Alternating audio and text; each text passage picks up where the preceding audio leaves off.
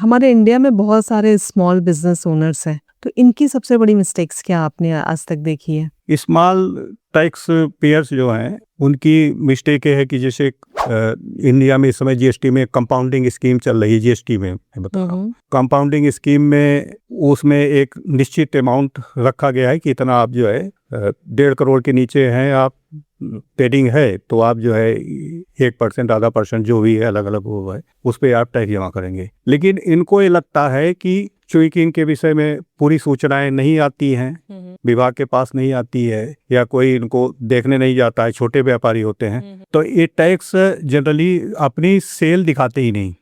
तो उस स्थिति में जब सेल नहीं दिखाते हैं तब बाद में इनको पकड़े जाते हैं, इस आधार पे पकड़े जाते हैं कि हमने पहले बताया कि हाईली डिजिटल है सारी चीजें, करेक्ट, सारी चीज सब चीज रिकॉर्ड पे आता है, ये लग्जरी लाइफ जी रहे होते हैं, तब उस स्थिति में पकड़े जाते हैं। और हमने ये भी देखा था कि एक टैंक का निर्माण, लोहे का टैंक का निर्माण करता था और जो अपना रिटर्न फाइल किया था वो बहुत कम ही था। हमने इलेक्ट्रिकल विभाग से उसकी जितनी इलेक्ट्रिक जमा किया था वो उसने सूचना मैंने मांगी तो उसका कई गुना जितना वो अपनी डिक्लेयर किया था ट्रांजैक्शन, उसका कई गुना जो है उसमें जो है बिजली विभाग का पे किया था। तो कई बार लेकिन मोस्टली केसेस में ऐसा देखा जाता है कि लोग टैक्स चोरी बहुत करते हैं इंडिया में और कहीं ना कहीं से कुछ ना कुछ वो जुगाड़ पानी लगा लेते हैं। तो क्यों, मतलब इतना हेवी पेनल्टी होने के बाद भी क्यों उनको डर नहीं होता, क्यों ऐसी हरकतें करते हैं? अब हरकतें ये करते हैं कि लोग बचते रहते हैं, 100 में 2 लोग ही पकड़े जाते हैं। चूंकि हमारे पास इतने लोगों को पकड़ने का कोई ऐसा सिस्टम नहीं है कि सब लोग इकट्ठा कार्रवाई हो सके। स्मॉल बिजनेस ओनर से इजीली निकल जाते हैं। चूंकि बड़े पे तो हम कार्रवाई पे ध्यान देते हैं, छोटे पर हम उतना ध्यान नहीं दे पाते हैं। थोड़ा सा मानसिक रूप से भी रहता है कि छोटे बिजनेसमैन है, क्या कर रहे होंगे, तो उससे वो काफी कुछ निकलते रहते हैं। Okay, so small businessman audit से क्या बच सकते हैं? स्मॉल बिजनेसमैन पे ऑडिट नहीं होती जनरली, इसमें बड़े बिजनेसमैन पर ही ऑडिट होती है, या तो कोई उसके एडवर्स पॉइंट निकल गया है तब ऑडिट होती है। मतलब जब लगे कि इसने कुछ घोटाला गड़बड़ किया है तब उस पे ऑडिट होती है? ऑडिट नहीं, घोटाला को तो ऑडिट के लिए चूज किए जाते हैं फर्में, तो ये बहुत छोटे पे ऑडिट नहीं होती। तो ऑडिट मतलब कितना उनका टर्नओवर होना चाहिए जिस पे ऑडिट होती है? कोई निश्चित नहीं है, लेकिन जनरली विभाग छोटे बिजनेस पे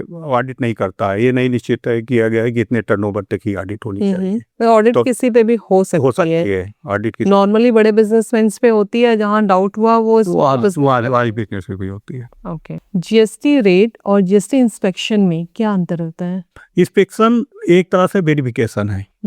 वहाँ आप केवल जा करके पूछताछ, जैसे आप बुला करके भी इंस्पेक्शन कर सकते हैं, डॉक्यूमेंट की वेरिफिकेशन कर सकते हैं। आप बिजनेस प्लेस पर जा करके वहाँ भी आप क्वायरी कर सकते हैं। तो ये बहुत छोटा होता है। जैसे जीएसटी में सेक्शन 67 में 67(1) और 67(2) दिया है, तो 67(1) केवल आपका इंस्पेक्शन ही है कि आप जाएंगे वहाँ उसे पूछताछ करेंगे, कुछ डॉक्यूमेंट का मिलान करना है तो डॉक्यूमेंट मिला लेंगे कि सही है कि गलत है। लेकिन जो आपकी रेड थोड़ा सस्पिशियस ग्राउंड पे होती है, और यहाँ आप डॉक्यूमेंट भी सीज करते हैं, यहाँ आप डॉक्यूमेंट गुड्स को भी सीज करते हैं, यहाँ आप उसके अलमीरा, रूम के लॉक या कहीं भी सस्पिशियस जगह हो वहाँ अप्रोच कर सकते हैं। और वहाँ से डॉक्यूमेंट या जो भी है इंस्पेक्शन से वेरिफिकेशन के लिए होता है कि आप सही हो या गलत हो, दैट्स इट।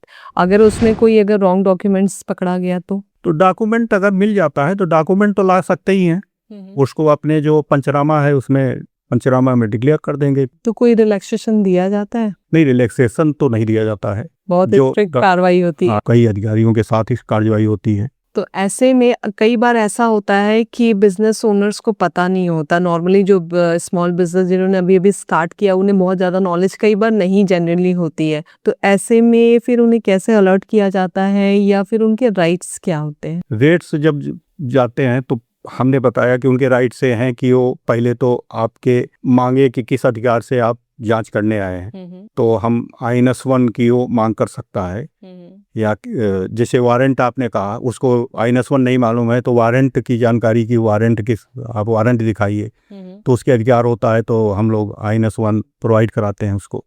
उसके अलावा हमारे तलाशी भी वो ले सकता है, उसके राइट्स हैं कि वो हमारी भी तलाशी ले सकता है।